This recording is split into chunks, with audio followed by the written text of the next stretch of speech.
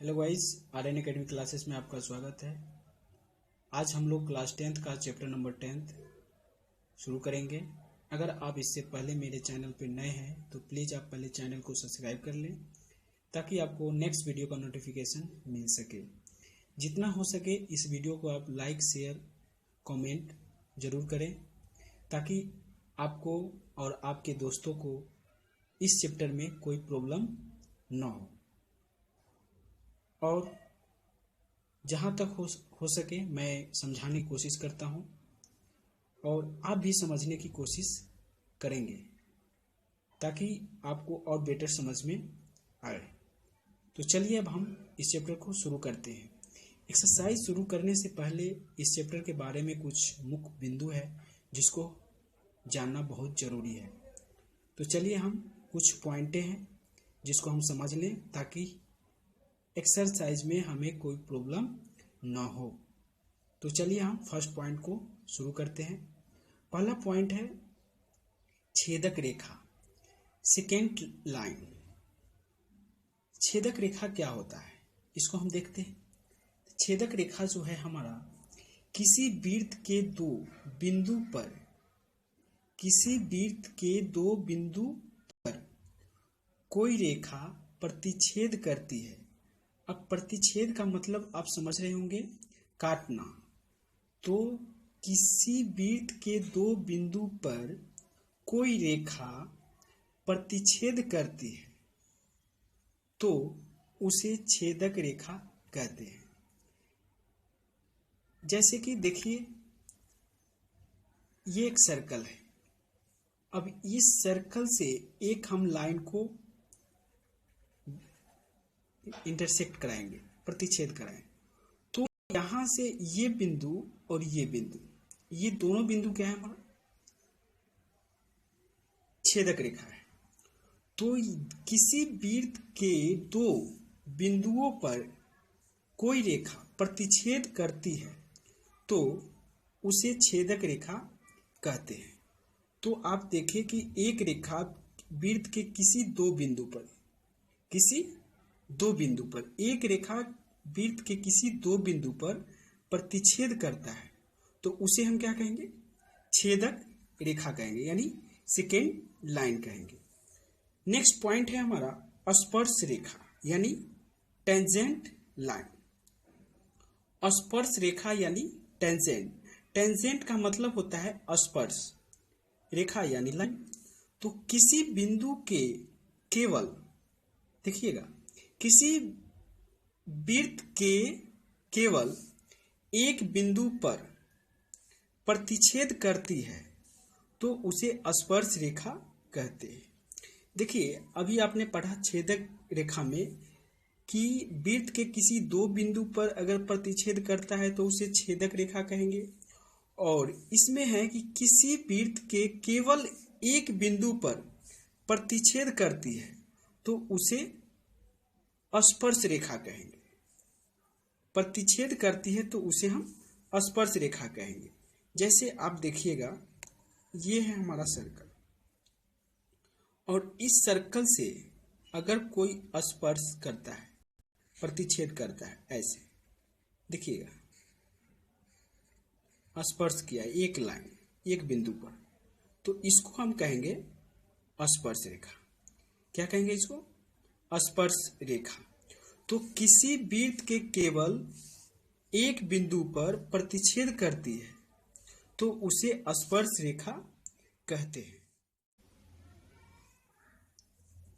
Next point देखेंगे अब हम लोग स्पर्श बिंदु, tangent point and point of contract. जिस बिंदु पर स्पर्श रेखा वृत्त को स्पर्श करती है उसे हम स्पर्श बिंदु कहते हैं। तो यहाँ देखिए एक फिगर है, एक सर्कल में एक स्पर्श रेखा वृत्त के किसी एक बिंदु पर स्पर्श करती है तो इस बिंदु को हम लोग स्पर्श बिंदु कहेंगे। जिस बिंदु पर स्पर्श रेखा वृत्त को स्पर्श करती है तो जिस बिंदु पे स्पर्श करती है उसे हम स्पर्श बिंदु कहते हैं।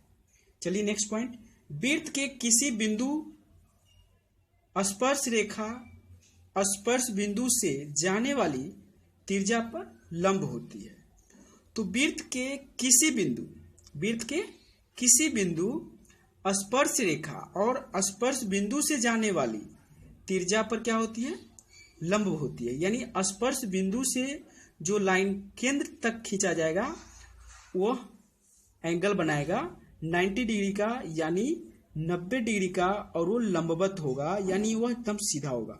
जैसा कि आप फिगर में देख रहे हैं, एक स्पर्श रेखा और स्पर्श बिंदु से खींची गई लंब वह 90 डिग्री का एंगल बनाता है, यानी समकोण होता है। इसे हम क्या कहेंगे, समकोण। तो ये वृत्त के किसी बिंदु पे हो सकता है, यहीं पे नहीं हो सकता है। अगर आप इधर एक स्पर्श रेखा खींचे और इस केंद्र से अगर ये स्पर्श बिंदु को मिलाएं तो यह 90 डिग्री का एंगल बनाएगा। तो चलिए अब हम लोग नेक्स्ट पॉइंट देखते हैं। वृत्त के किसी बाहरी बिंदु से खींची गई दो स्पर्श रेखा की लंबाई बराबर होती है। अगला पॉइंट है कि वृत्त के किसी बाहरी बिंदु से खींची गई दो स्पर्श रेखा की लंबाई बराबर होती है। यानी अब हमें दो स्पर्श रेखा खींचना है वृत्त के बाहरी बिंदु से, और वह स्पर्श किस पे होना चाहिए, वृत्त पे होना चाहिए, और वह जब खींचा जाएगा तो वह दोनों स्पर्श रेखा की लंबाई क्या होगी, बराबर होगी। नेक्स्ट पॉइंट हमारा यही कहता है। तो चलिए हम फिगर को ड्रॉ करते हैं, देखते हैं।